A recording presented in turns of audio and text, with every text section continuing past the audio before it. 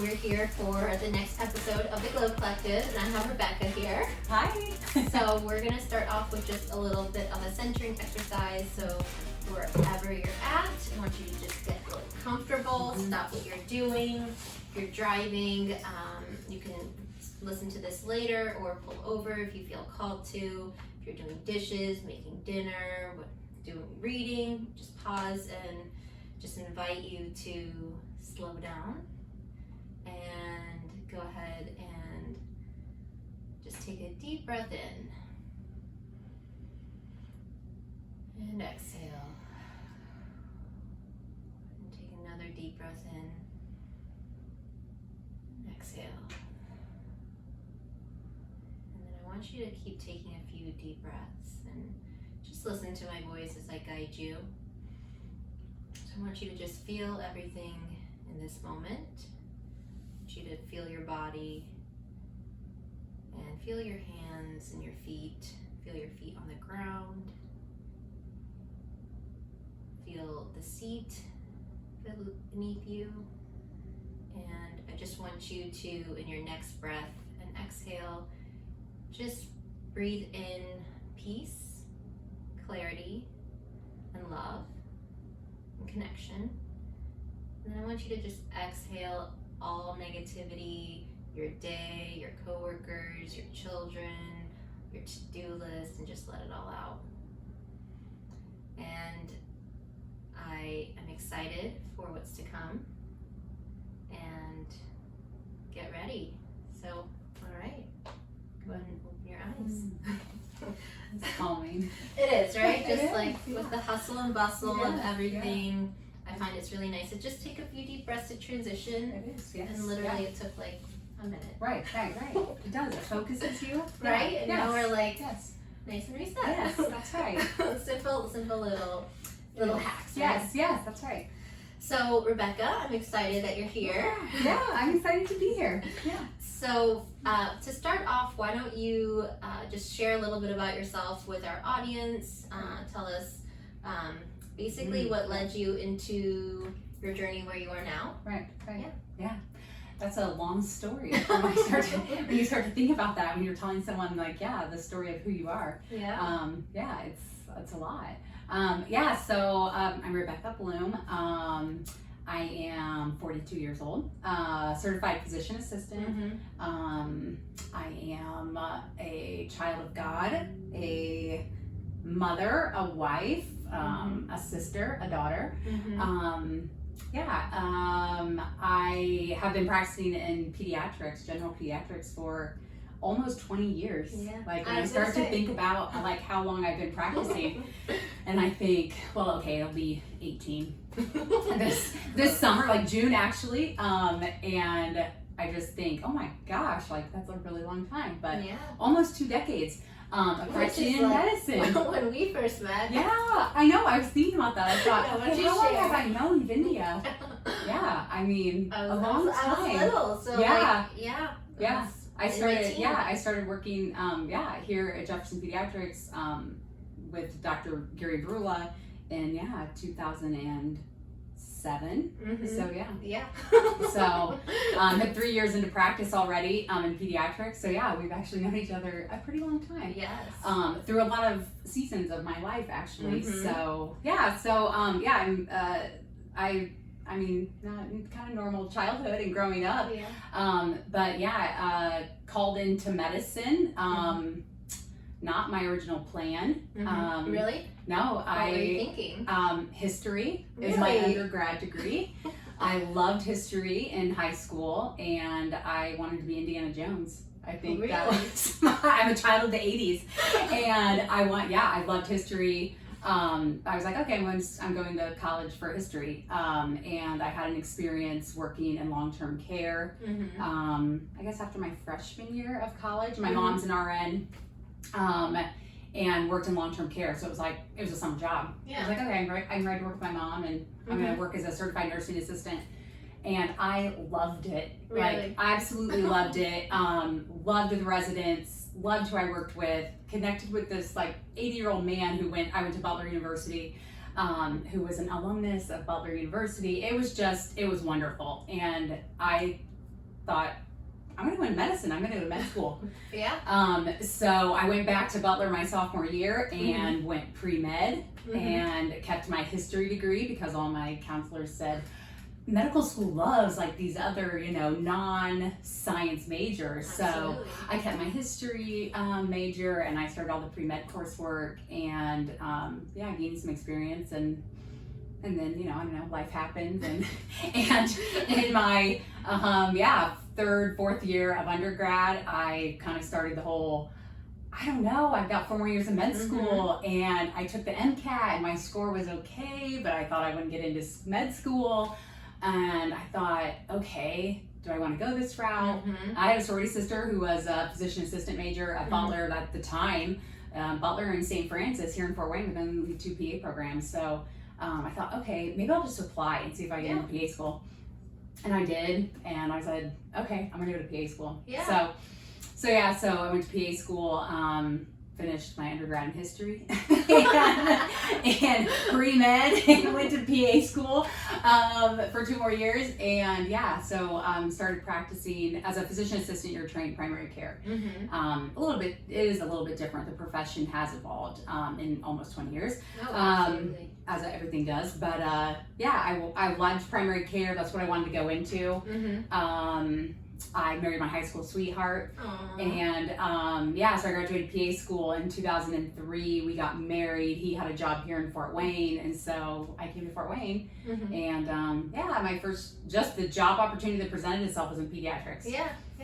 So you didn't think you would go into necessarily? Not necessarily, right? Wow, I wanted to stay in primary care because you learn so much, and PA school is like just rapid med school, and then you do lots of on-the-job training. So I wanted to stay in primary care. I didn't think I wanted to go into surgery and be so specialized. That was the job it presented, and I loved it. I loved pediatrics, and almost 20 years later, I stayed in peds. I stayed in pediatrics, and I've loved it. It's been a wonderful career. I love what I do. I love the practice I work in. It's such an awesome practice of varied families and so much contrast, which is really contrast in what way?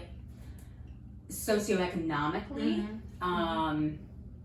family status, present and past of patients and families. And kids are just, they always keep interesting. Absolutely. So it's fun. No day is boring. I said I should write a book with all the funny things kids have said and experiences because sometimes it's hysterical. So it's just been, it's been a wonderful career in medicine, and I love what I do. I think, I'm a nurturer. So I think, primary care and then, and that consistency that you get with families was really right up my alley. Perfect. No, I love that. So, for some of our audience and listeners are glow-getters, some of them are, already practicing, in their career choice. Many of them are in medicine, many of them are not. Some are students interested in it. So what would you recommend, or what's a tip you would give to maybe a younger you when you're starting to go down this route that you wish you would have known? I think it would just be, being open to, things not necessarily going the way you thought they would. Especially, absolutely. Nothing, right? That's right. In hindsight, that's probably the advice most people give you and what you hear over and over from anyone a few years above or beyond, or just from life experience. But I find myself, I ask kids routinely in practice, what are you doing? What do you want to be when you grow up? What are your plans? And I honestly tell kids I would go into medicine again like that. I love it. It's very rewarding. So in that respect, I would go into it again. I think it's more just being willing to be open to opportunities. Absolutely. Things don't always go the way you think they're going to, and just don't get stagnant. You're going to continue to learn and grow, and Oh, absolutely. and it may take you down some other path. And I think for me, that's where moving into a health coaching space, Yeah. that's where it's taken me. Yeah, so I want to dive into that a little bit because, I think a big theme overall in life, especially with the pandemic and just everything in general, is learning to go with the flow and releasing control, right, and embracing whatever opportunities are around you. Right. Yes, definitely. Yeah, it is. Yes.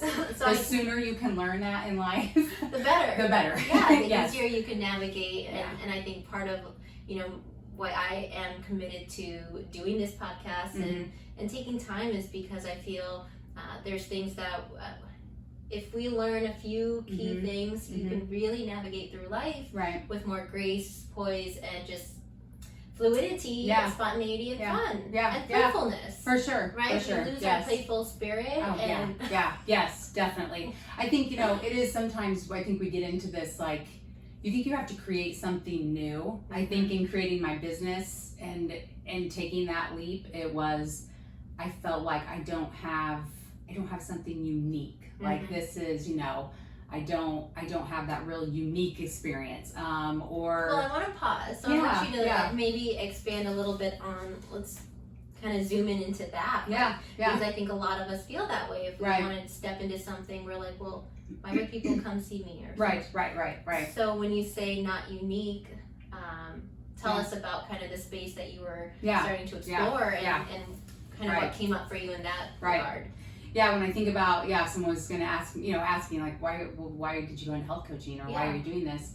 I mean, honestly, I think it was, I had reached a level of just total frustration and feeling really powerless in my daily job. Stagnant in a way. Like, I think, you've been in a career, I mean, medicine, and in many careers, it's ever evolving. The wonderful physician I work with, Dr.V, he said from the very beginning of working with him, in medicine, there's always something to learn. I remember him telling me that in like the first months of working with him. There's, when you think you've learned everything, it's probably, you need to be out because there's always something to learn. Something to humble you. And I think, and in my career, I think I was feeling that a little bit stagnant. Like, do I need to be doing something else? I feel like, do I need to change into a different specialty? Maybe I need to gain some more skills I'm not using, things I did know and I've lost now.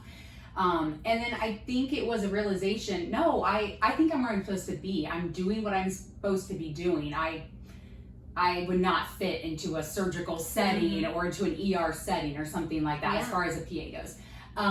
And so I think it was, just really taking that time to say, what am I really unhappy about? What am I feeling not fulfilled in as far as my career went?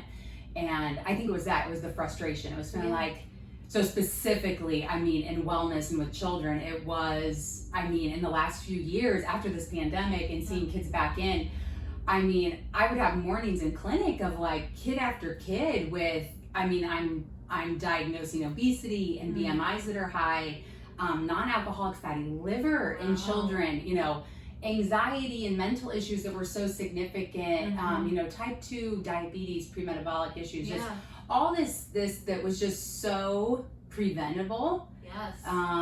And that realization that just allopathic medicine is, as it has evolved, it is just not the place where true health care can occur. I heard this quote from Chris Kresser. Healthcare does not occur in the office or clinic setting. It has to occur outside. 98% of it occurs outside of the clinic setting. And so I think I was just at that point of thinking, what else can I do? I have all this knowledge and my own wellness journey and what I've learned and educated myself and some dive and learning into functional medicine approach. And there's so much I want to share, and it's just not possible in the clinic 7 to 13 minute average visit. As statistics quote. So it was a frustration level that I think I said, what else can I do? What is this? And honestly, I mean, I don't think I had the name to it. I wasn't looking for like, oh, I'm going to be a health coach, or I'm going to be a health coach. You just, it's a feeling. And I really want to like really acknowledge and, really take time to acknowledge you with that, because first, how many of us are going through life on autopilot? right? We don't know, Drifting. and then Mm-hmm. you're starting to feel feelings, Right. frustration, Right. and often if we don't know or we don't take time to tune in, Mm-hmm. they'll come out in other ways, right? Right, definitely. Right? Yes. Yeah, definitely. Yeah. And, yeah. and so to first understand, be in tune, to Right. right? Like, Yeah. you're like, I feel off, I feel different. Very much. Yeah. Yes. And yeah. then to realize, like, I loved when you said, you're like, well, then I had the realization that, yes, I'm doing I'm in the right place. I just need some, right? It needs to look a little different. Yeah. And just Yes. taking time to explore that is Right. just what I think is so incredible when we talk about living in tune to your authenticity and following what sets your soul on fire. Yes, yeah, yep, very much so. Yeah, yeah. I think and for me, I think that ability too. I mean, I in a career I love and is stable. I mean, minus the pandemic time where nothing seemed stable, but it just seemed like a really good opportunity and continued.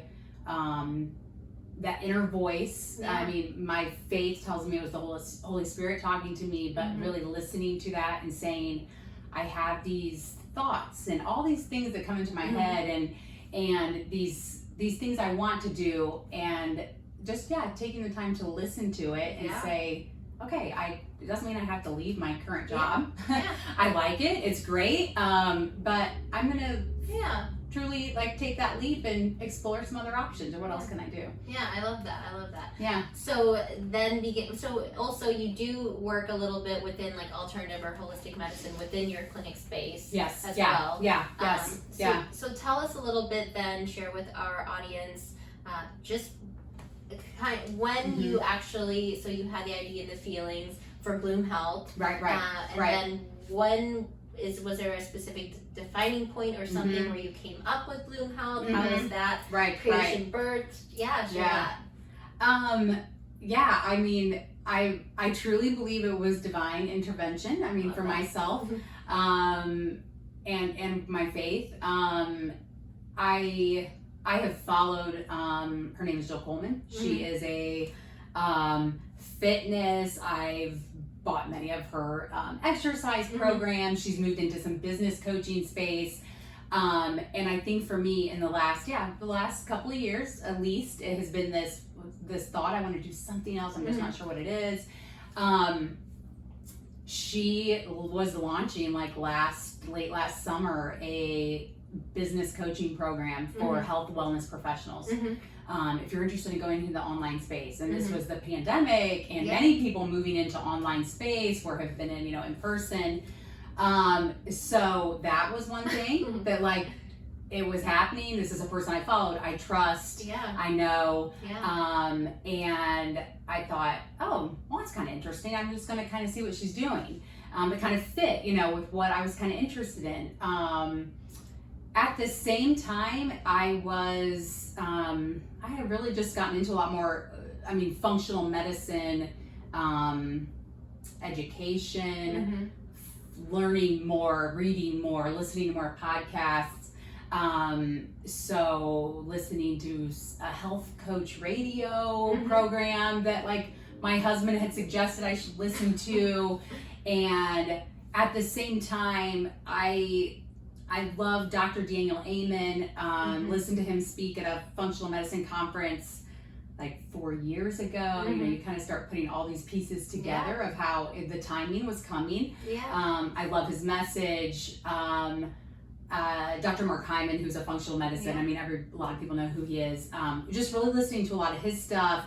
And I was in the library looking for some specific books on some other topics, and I see this book called The Daniel Plan, which is Mark Hyman, Daniel Amen, and Rick Warren, who I love. It's a power trio. Yeah, I looked at this book, I'm like, what? These three people are just some gurus I'm really following right now. And I was like, what is this even? I get the book. This Daniel Plan, this was a project from Rick Warren's church Saddleback years and years ago. Wow. His church that was on a wellness journey, and they had huge results. And I start reading this book, and I was just like, wait, this is these are all the exact things I feel like I'm missing in my practice, and it's what I'm trying to do.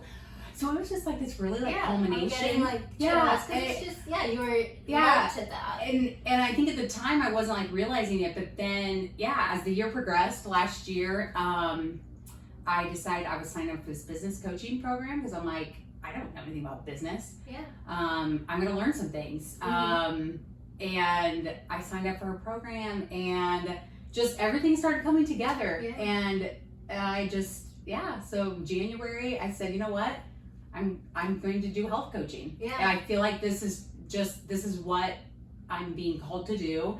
It's the opportunity to fulfill what it is the solution to some fulfillment I'm looking for. Yeah.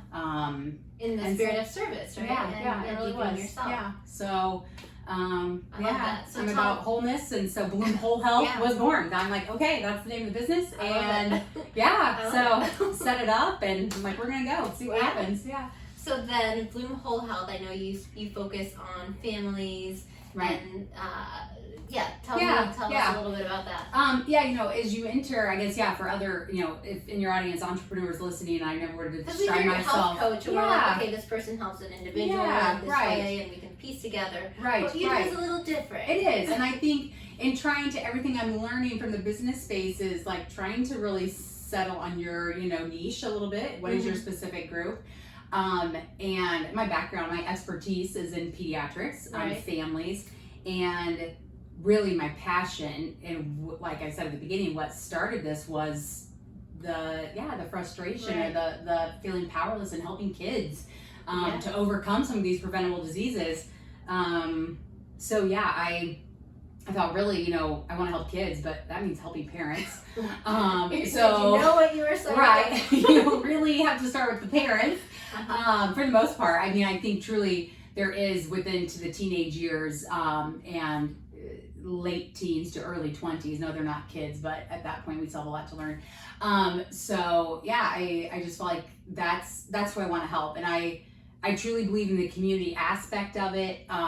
Rick Warren has a quote that says, "Everybody needs a buddy." Yeah. And that is so true. It is what he contributes to the success of the Daniel plan that they experienced, but in my own experience, what science proves as well in studies, when you join a group, it has to be a community, effort. When it comes to families and helping kids, you've got to educate the parents, help the parents, help them deal with their own issues, what's leading to some of their own unhealthy habits, which is then coming on to kids, or what are they, what are they trying to make up for with the kiddos? So I really realized it's a family aspect, and if we create healthy parents, and specifically we create healthy mothers, we create healthy kids, we create a healthier world. So I'm like, okay, it's got to start with parents, but it has to be a family approach. So how do you start to make that a family approach when you have a family that might be very separate or isolated or just I mean, honestly, I'm still kind of diving into it. I mean, and figuring it out. Within the practice setting, the clinic setting, it's, the parents are here and I'm talking to them, but it's such a short time. And what you realize is for most people, when it comes to our wellness journey, and if we're really trying to make some true changes, behavior changes, new habits are the subset of behaviors.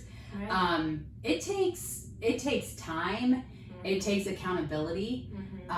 It takes education for some people, because there's some just lack of education, and the message we're getting from general culture and food industry and everything. That's a whole other topic, but you could go into. But it is not accurate. So there's education component of it.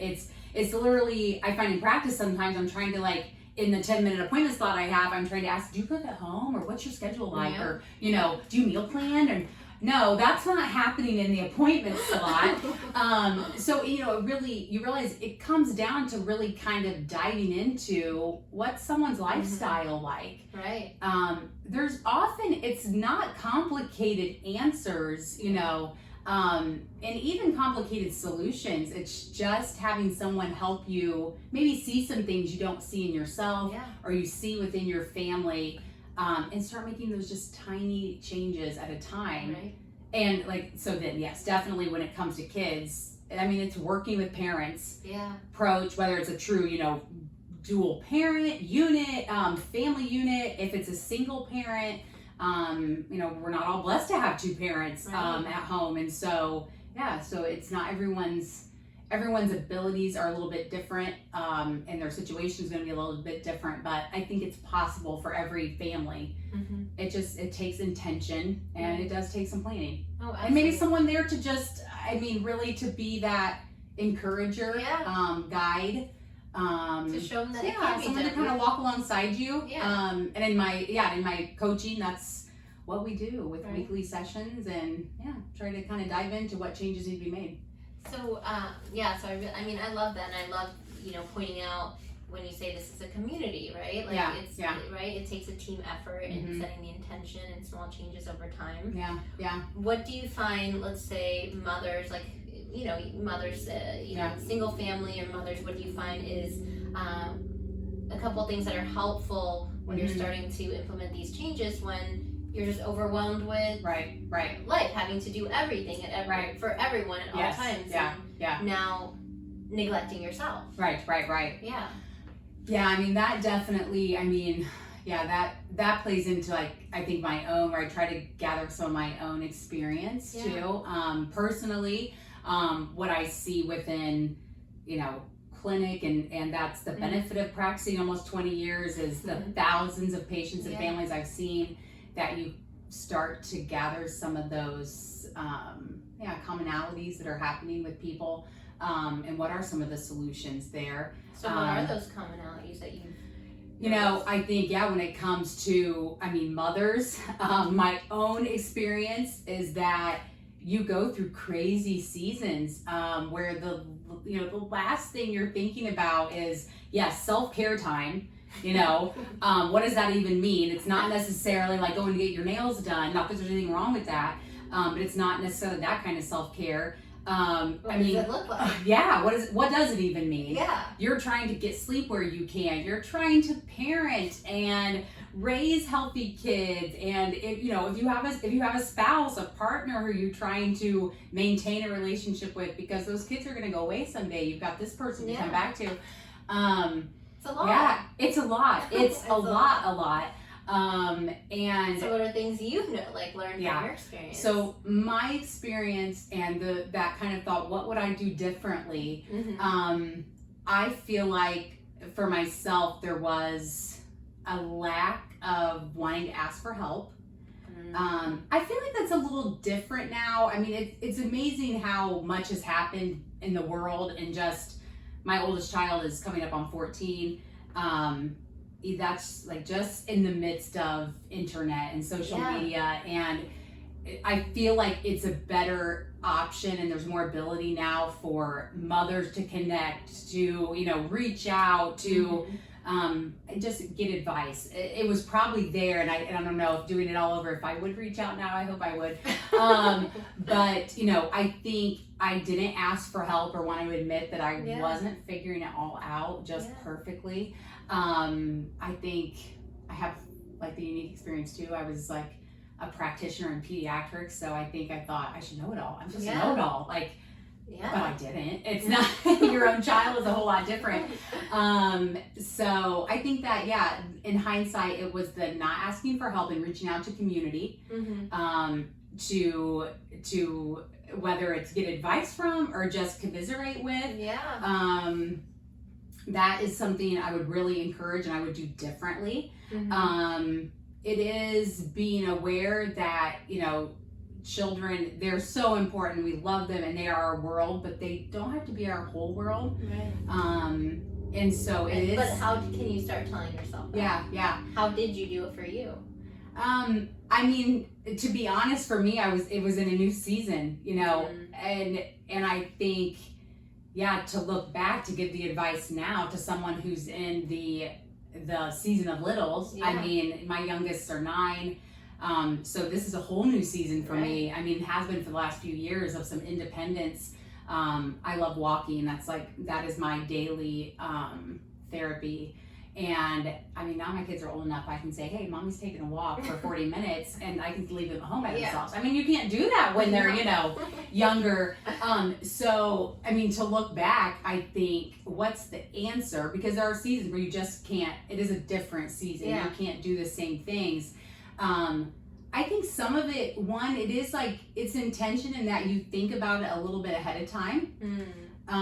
So plan it into your schedule. Planning it into your schedule.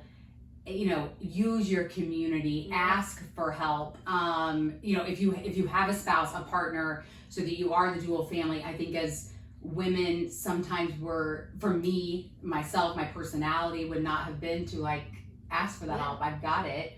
And if you've got that support, it is to ask for it, say what you need. And how do you do that?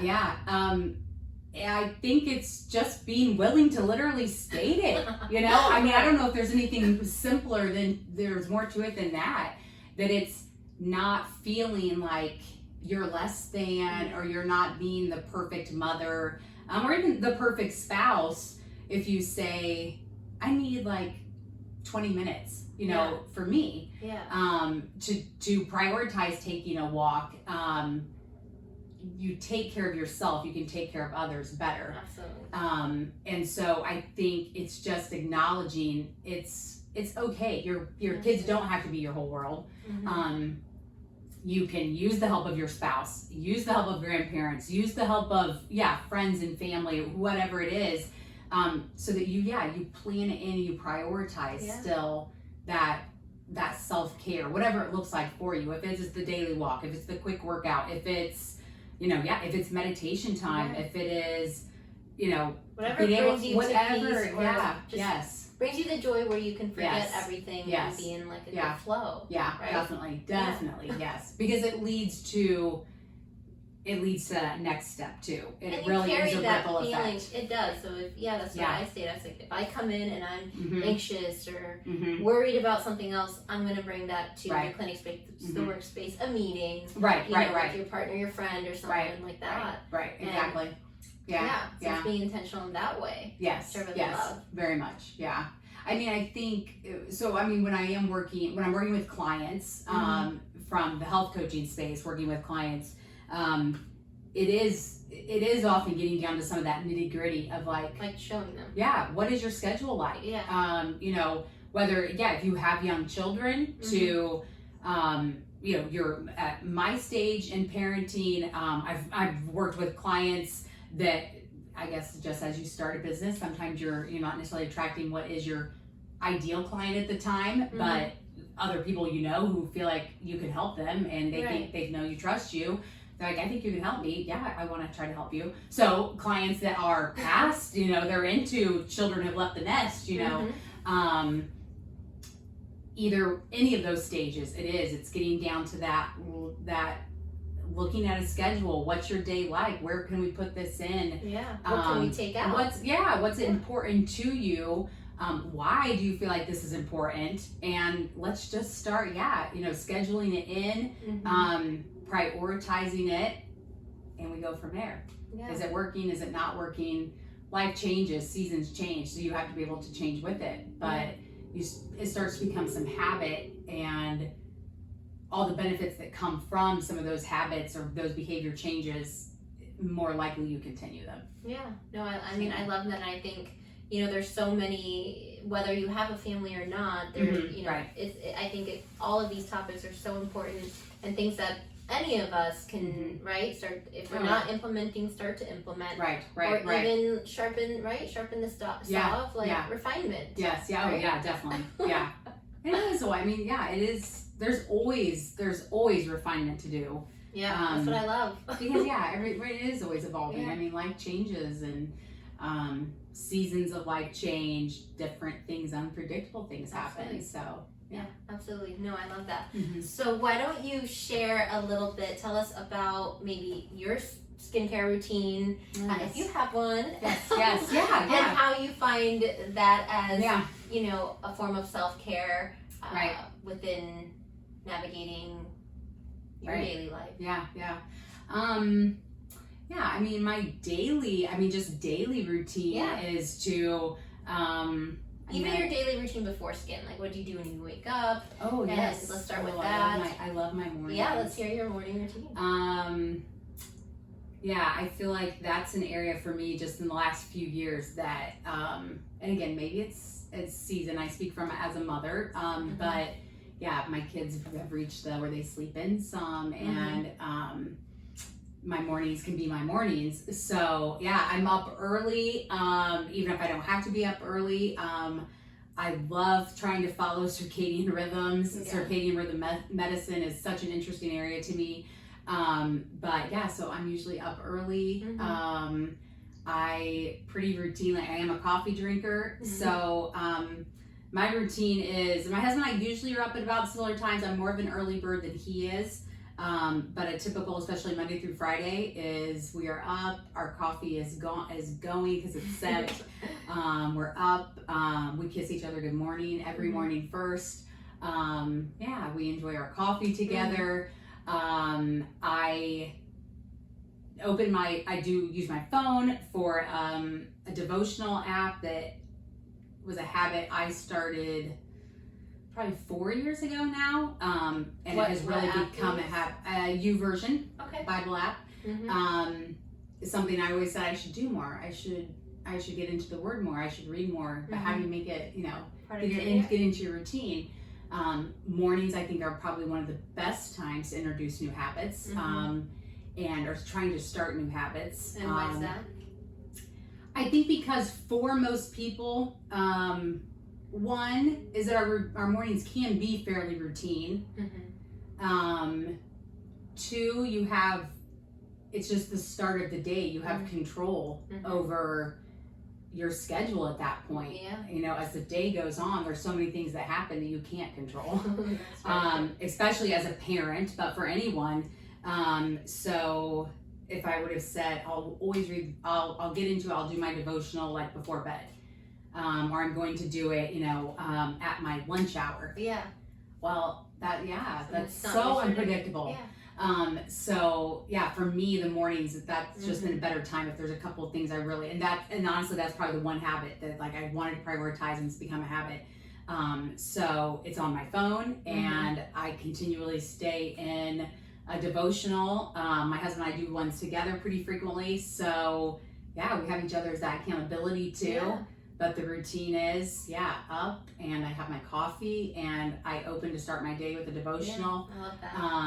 And it's just, I guess that's my centering. Yeah. I mean, in a way. That is a form of centering. It is, yeah, it is. It brings peace. It's good clarity. That usually leads to prayer after.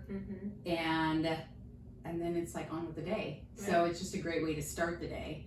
I walk a lot, I said that already. So some mornings start the walk first, especially on a weekend. I'm up, I walk, then I come back for my coffee and my devotional. Which is okay. Especially summer months, right? Oh yeah, the long days, it's bright early, So share about maybe your evening routine. Let's hear that. Oh, evening routines. Okay, and it's summer. Kids are all out of school. So the evening routine is varied a little bit now. Evening routines for me, I really try to prioritize sleep because it's very important. Couldn't always do that in the midst of seasons of raising children and babies, and it's really hard to do. But I'm past that at this point, so prioritizing sleep. I read at nighttime. Evening routine, I don't know. I'm not as much of an evening routine. I guess honestly, it's more relaxed. Just relaxed. It is. Yeah. It is. It's family time for us. And again, I guess, with kids, it varies a lot. Yeah. So but family time, that's a routine, right? It is. It's family time to, typically our kids still, they're in bed at the same time. That's usually my husband and I's time to reconnect. Yeah. So that's kind of evening routine. Not really a huge TV watcher or anything. So sometimes we have one thing we're watching together, but otherwise it's usually time to just reconnect. I like a glass of red wine. And what type? I'm a Cabernet drinker. All right. I also am fine to drink Boda Box, so I am not a high necessarily quality red wine drinker, but it's just fine for me. So I'm not ashamed to admit that. Yeah. So yeah. I mean, that's it. It's like reconnection time, and yeah, sometimes reading time. Yeah, just the wind down for the day, and I love that. Yeah. But mornings are my favorite time. Yeah, I feel like there's something special about morning. You know, well, I shift it because I feel I'm of the mindset that if I'm really fixed on one thing, then I like to. It's like a game for me to see. Okay, can I shift and try something else and do it just to get out of this week? Because we're so fixed and like into thinking that that's not for me. That's not for me. So I'm like, okay, that's not for me, and why? Now, can you try to do it another way? Right. And I'm like, if you really don't want to, okay. But if I try, like But definitely. I'm genuinely a morning person as well. Although I've come to enjoy the. There's a different energy in the evening. Oh yeah, definitely. The mornings, it's just the day to look ahead to, and all the possibilities. And, it may be positive. Sometimes all the to-do lists, it may feel not as positive, but it is definitely a different vibe. So why don't you share with us about maybe some of your skincare routine, things that you incorporate, things that, and then also want to know things you would like to incorporate. Right. Yeah. I guess this is an area. I mean, skincare routine for me. I mean, never have I haven't had horrible skin issues, which I'm very lucky to say I haven't had. I would say pretty simple. Younger, it was like, just typically it was the washing the face, a moisturizer. That was pretty much it. I think I had the routine acne of many younger people and kids, but nothing ever horrible. As I've gotten older, I think it's that more awareness around, definitely some hormonal acne as I get older. I think, why am I still having acne? That's where, trying some different cleansers. I've kind of moved into some charcoal bar kind of cleansers that seem to have helped clear acne a little bit at times. And then it's been more about the change in skin, drying. I'm 42, so it's the wrinkles that start to show, which I'm okay with some of them, but I feel very young at heart. I'm in better physical condition than I was prior to kids. So I think it's that. age to me, it's just a number. Absolutely. But you feel this way on the inside, and sometimes looking in the mirror, I think, oh my gosh, man, I've got these wrinkles and things, and tone of my skin, and these lines up here. So I think, I don't know, maybe I want to try some other things to help match how I feel totally on the inside. Now I use some different serums, some retinols. I focus, especially different times, on more moisturizing at nighttime. Before, I could have never used the really good moisturizer at nighttime. Your skin didn't need it. No. So now it needs it. Yes. And extra you can hydration. tell me all about that. Yes. I've moved into doing some. I've done some chemical peels. As far as just other procedures or very non-invasive, but things I wanted to try. I love chemical peels. My skin after is just, your skin's really beautiful. I know, right? It's and glowing. Because it's getting off all of those extra cells that are just sitting there coating your skin, because your skin's not turning over as Right. It's wonderful. Some of the microdermabrasion, that was wonderful too. And then I've done, you helped me with a little bit of filler. We did. We did a little bit of Dysport. One of the two. Dysport, Dysport, she got for the upper, which, smooths out those wrinkles. Probably need to come see you again for a little bit more. So I like that. I like trying some different things, and I think for me, it is more about it's the glow. It's it is just the tone and texture of the skin, and And it matches how you feel on the yeah, inside, it right? does, exactly. Right. Yeah, I love that. So I like all the things I've tried. I'd love to do some more things again. There's a lot of fun things. Yeah, just like, and truly that kind of like maintenance approach, Exactly. you know? I mean, that's what I find, especially, you know, you're gorgeous, you have gorgeous features. Thank you. No, you are, and you do have nice skin to start with, Yeah. and so, like, you know, it's just small things. I always say it's small tweakments over time versus if you come when you're 60 or older. Right. We just have to do more corrective procedures, but when Right. you're in your 30s to 40s and you're not, you know, the aging process hasn't fully set in because you take care of yourself, good genes. They're just small things that we do over time, and then you get on a maintenance, right? Like the same thing within building healthy habits outside, and we do the same thing within skincare. Right. Yes, yeah. And it's right. And you know, I think that is, I mean, honestly, as I was kind of thinking about, and you know, what I'm doing, I mean, what your mission is too, and what you're, you know, through your podcast and just in integrative dermatology and what your mission is too. I think especially as women, like sometimes that is, again, it's some of that area you feel like, I'm not sure if it's, is it okay that I want to prioritize this, or I want to do some of these things, and it's really just becoming okay with and comfortable with, and that's what I say, and I tell my patients every day, like, you know, because it's all over the place where they are new to it or they've been doing it, but often I'll hear, wow, I can see how it's really easy to become I was like, it is, but everything in moderation. And they're like, well, what is moderation? So I'm like, there's always a solution or something you can do, but I always come back to a place of balance where where I say, if it genuinely bothers you, where if there's something simple that we can do to correct it, and that's gonna give you back your peace and your confidence to continue on in your life. Because you're not going to sit here fixating on that scar or that wrinkle. Or the dressing and finding out the options, and you'd be surprised, right? Once that's off your mind, you can go out and do something, live your life in a way. Very much. I mean, I think some of that. I mean, hearing you say that, it makes me think too. In some clients I've worked with that. You know, I have some clients who come to me as adults who are just specifically, it's like, I want to lose weight.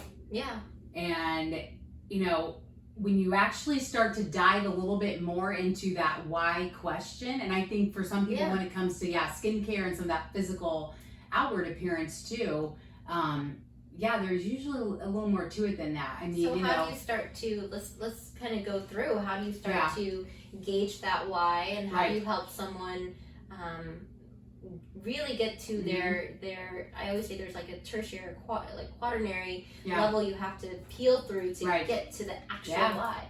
So how do we do that? Let's take, you know, weight loss or acne or something like that, for example. You know, I think especially from the standpoint as a health coach, it's a lot of asking good questions, and a lot of listening. I mean, I feel like I'm a pretty intuitive person. You are. So I feel, and I think through clinical years of practice too, that even though those short visits, I pick up on different things coming from a parent or a kiddo, older kiddos especially. And so I think in coaching with my clients too, asking just a few good questions and allowing the person to talk and to really listen, ask them a little more question about that I think that's what really starts to reveal, you know, what really comes down to beliefs and thoughts that are there. I mean, I truly believe most everything comes down to our thoughts. Oh, absolutely. And so whether you're talking about weight loss, you're talking about skincare, you know, for some people, I think it's asking that question, okay, if you lose those 20 pounds, is that really going to make you happy? Is that, you know, allow you to allow you to do and you know, some skincare kind of things it's too can be very similar. Even similar to that, whether we take, you know, often someone's like, oh, okay, the double, like you have a double chin, and we talk about what we can do to treat that, right? Like, Right, and they're right. on that weight loss journey, Right. and you know, we get to, you know, well, what? Yeah, so I'm like, well, we have Kybella, there's Cool Sculpt, there's different things we can do, Right. but and it's like, well, what, you know, why is it that it bothers you? Or they're like, oh, that's what people foresee, or they think people foresee, and now you're spending a lot of your really precious energy on just trying to cover up an inner, right? Like, it takes energy away from something you can actually be using for something creative and helpful.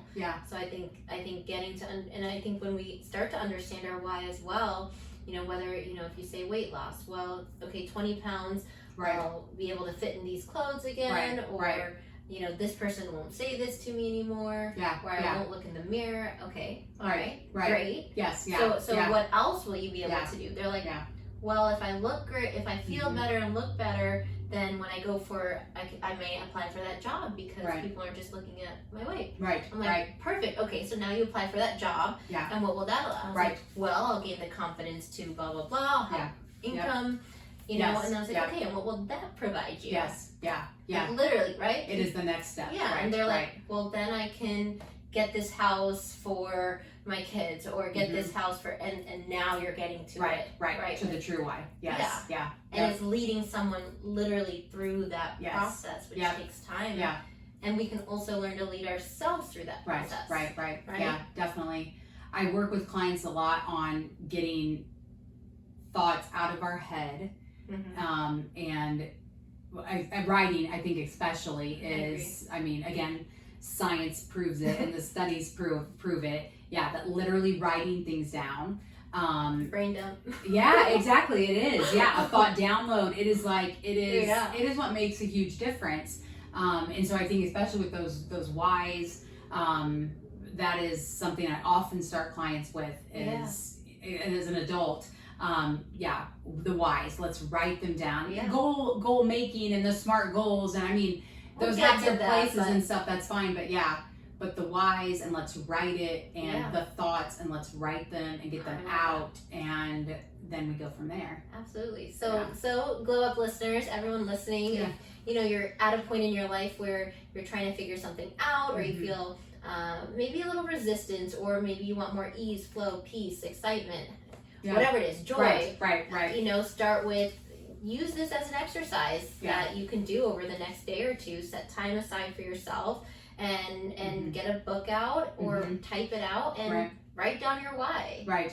And keep writing. Okay, well, why? And do it 5 times, and then just, and I would say it's, do it as an experiment. Life is just full of mini experiments.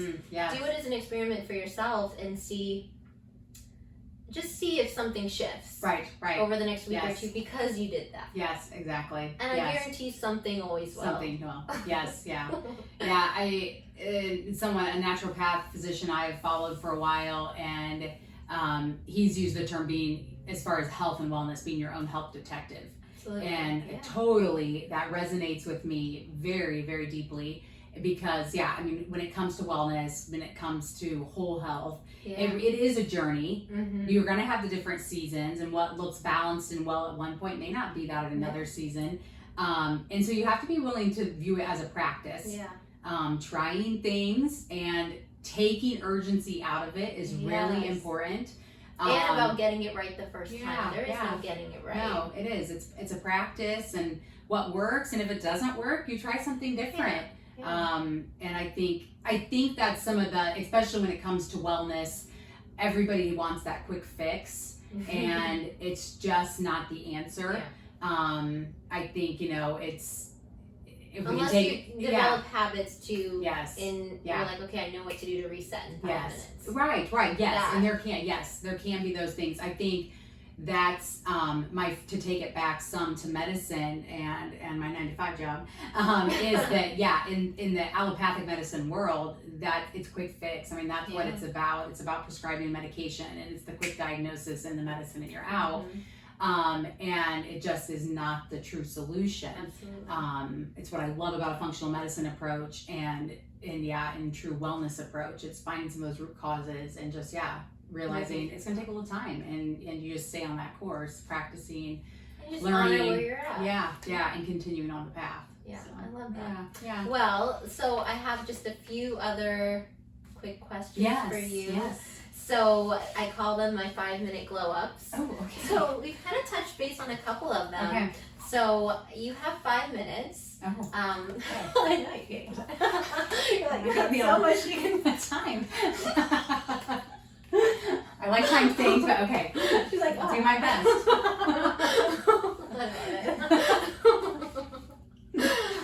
Okay, yeah, so you have, I mean, I think, 5 minutes I can do this. Yeah, that is true. So you have 5 minutes. What snack do you make? Or what snack do you have? I have 5 minutes. What snack? Smoked Gouda and grapes. Okay. All right. That doesn't even take 5 minutes. No, that's okay. But you can eat as many as you want in those 5 minutes. Yeah, 5 minutes. That would be the first, a snack that comes to mind. I'm not a huge snacker. Yeah. I used to be, but I'm not so much now. So yeah, Okay. that's like one of the first things that come. Or I do love cheese, brie and dates. Okay, nice. So you see my combos there. Yeah, I can see like a it. little something sweet, a Yeah. little something salty. Yeah. Yeah. I love it. Okay, perfect. Okay. So, no, I love it. So you have 5 minutes and you want to relax. What do you do? Go sit out on my dock. Okay. Yeah. Yeah. See the water. It's not a huge pond, but it's water, and Yeah. water is relaxing to Very me. relaxing. So yeah, 5 minutes. It would be outdoors. Go sit on my dock or go sit on my patio. I love it. Yeah. So then you have 5 minutes and you want to raise your heart rate. What do you do? Burpees. Yeah? Yeah. Like if I was, 5 minutes and wanted to raise my heart rate. Yeah. Burpees. Yeah. I love it. Yeah. You They don't have to never go get any- easier. They never get easier. Not for me. But man, they get your heart rate up. You're like, oh gosh. I love it. All right, so 5 minutes and you have to do your skincare. You have 5 Mhm. minutes. What do you put on? Wash my face. Moisturizer. I use oils. Mhm. I use some balancing oils. 5 minutes is about all I spend in the morning anymore. Good. Probably, for skincare. So actually mornings, it's like, I actually just do usually water in the mornings just to rinse my face. You can tell me I should be doing something different. But a lot of times I'm just water in the mornings. And then, a balancing oil Mm-hmm. to moisturize a little bit. I use a little bit of a moisturizing, like dewy kind of slightly tinted moisturizer. Mm-hmm. Some quick eyeshadow. Curl my eyelashes and mascara. And you're good. That's pretty much That's it. good. Yeah, my routine's pretty streamlined as well. And in the era of the pandemic and the mask wearing, Yeah, it got more streamlined because I was like, well, what's the point of I did probably the little bit. Well, I probably wasn't even doing a lot of the oil then because I was already like mask-y going on. Maybe a little bit of moisturizer, and I would do a little eye makeup. That's fine. There was no point of putting anything else on my face. See, I felt like during the pandemic, since we had so much time, I could do a nice mask every day. I could do my 10 layer step in the morning, 10 layer step at night, and I'll be honest. Anytime I've invested in those the whole step programs, I don't stick to them. And so I need streamlined. Yeah, I have a few products, and that's what I'm good with. Yeah, no, we can do that. We can keep it down to And I'm more of a minimalist when it comes to makeup anymore. Likewise. So yes. Okay, I love it. So final couple questions. So it's your last few days on Earth. Mm-hmm. You're going to be leaving, your time here's done. Okay. You have a gift that you can leave for anyone to find, for people to come find. One gift. What would you leave? What a good question. Could be anything. A few things come to mind. This almost makes me a little bit teary Aw.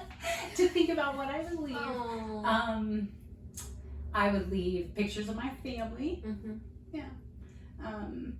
Because I feel like that's that's the legacy I'm Yeah. leaving. So which makes me very, very emotional to think about that. But yeah, pictures of my family. Yeah. I have traveled some. I plan to travel more. I think I would want to leave, pictures of travel. Yeah. And I keep a running devotional highlights. Yeah. Snippets, whether it's a Bible verse, just really significant advice that resonated with me from devotionals. I've done it now for 4 years. I don't know how many pages it is. Yeah, I love it though. I would leave that. Yeah, no, I I love feel it. like it's like it's the best of the best. Yeah, I love it, and I Of think advice and quotes and verses and Yeah, I really love that. I feel right. It's a beautiful way to just leave inspiration, love, and hope, and peace. I love that. Right. Aww. Sorry, I'm an emotional person. That's okay, right? We have a lot of feelings and passion, I think. Yes, and I think that's how we can use those to fuel ourselves in the world, right? Yes, definitely. Yeah, no, I feel like we live in a society where if you express emotion, especially tears, and especially if you're a female, then you're viewed as weak or vulnerable or not competent. And I think I'm all about healthy display of emotions as long as you feel it and you're not. But I think it's important to express them, and I think that connects. That means you're connected to yourself and your connection with God and and with people. Exactly. And when you can do that, especially, I feel now you can connect with others, and you do, and you are right. How many countless families and kiddo, right? Like, I hope so. I think that's something I remember in training in medicine. It was always, I feel like I remember being told it was that, you have to stay, you can't get emotional with a patient. In training, all the, the horrible news you have to give to a family or something, you can't be the person who breaks down. And like you said, within reason, it's balance. But I guess, in practice, and especially in primary care practice, you get to know families and that connection is really important. That at this point, I'm like, I don't care. I will cry along with, the parent. We're giving, whatever the issue, the news is, their family situation. It's okay. I mean, I'm not like, Right, but it is bawling. But initially in practice, I think I did the whole I'm gonna focus on something else. I'm gonna squeeze my hand so I don't cry. And now I say, you know what? No, it's okay. We're human. It is the connection, and I almost feel like it would be odd not to. For me. So, celebrating everything that you are and in the moment with the people you are. And I think that's the whole purpose of life. Yes, I agree. I love it. So, final question for you. And before I leave the final question, where can our listeners find you? What's the best place? So BlumeWholeHealth.com, Blume, B-L-U-M-E. B-L-U-M-E. So we'll have that link up show notes. BlumeWholeHealth.com is my website. My approach, my philosophy, my background, my services. So a great place to connect. Email, you can join an email list from BlumeWholeHealth.com. I'm on Instagram at BlumeWholeHealth. Try to stay fairly active. This is a whole new venture for me. It's a whole nother and it's like a whole job in itself. So, but I'm fairly active on at Blume Whole Health and on Facebook at Blume Whole Health. So those are probably the best places to connect. Awesome. We'll have those linked up. And for anyone, especially if you have a family and you're trying to find ways to incorporate, just come back to balance and get more tuned with the joy of life within yourself and family. I think, Rebecca, you're amazing at what you do. Years of experience, and I know that you're pouring your heart and soul into each of these families. Thank you. I love it. So, final question for you is, what does Unleash Your Glow mean to you?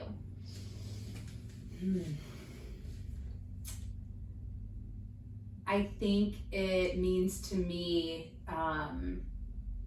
truly being comfortable in yourself. And yeah, getting to know yourself and being comfortable in all that means. I love it. The good and the bad of it, your strengths and your weaknesses. But I think it's in that respect when you're truly comfortable with yourself. And for me, honestly, I don't think that has been until the last like 7 to 8 years. Yeah. So I hope that information like this, a podcast like yours, gets other people to that spot way before I was.